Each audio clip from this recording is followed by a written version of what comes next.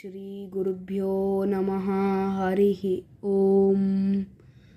अथ द्वादशस्तोत्रे प्रथमोऽध्यायः।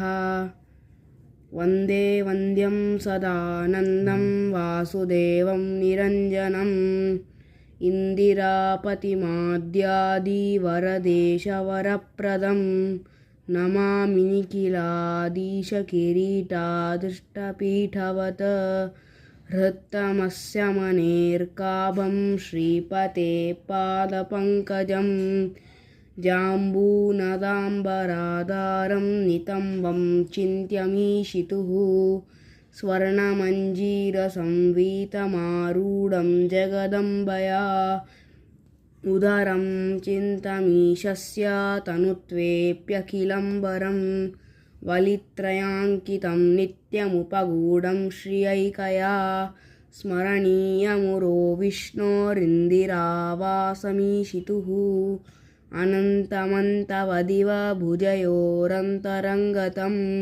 शङ्खचक्रगदा पद्मधराश्चिन्त्या हरेर्भुजा पीनवृत्ता जगद्रक्षा केवलोद्योगिनो निशं सन्ततं चिन्तयेत्कण्ठं भास्वत्कौस्तुभभासकं वैकुण्ठस्याखिला वेदा उद्गीर्यन्ते निशं यतः स्मरेतयामिनीनादासहस्रामितकान्तिमत भवतापापनोदीड्यं श्रीपतेर्मुखपङ्कजं पूर्णानन्यसुखोद्भासि मन्दस्मितमधीशितुः गोविन्दस्य सदा चिन्त्यं नित्यानन्दपरप्रदं स्मरामि भवसन्तापमहानिदामृतसागरं पूर्णानन्दस्य रामस्य सानुरागावलोकनं ध्यायेदजस्रमीशस्य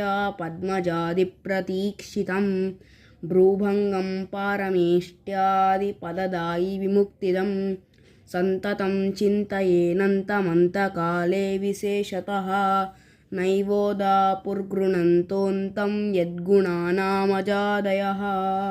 इति द्वादशस्तोत्रे प्रथमोऽध्यायः।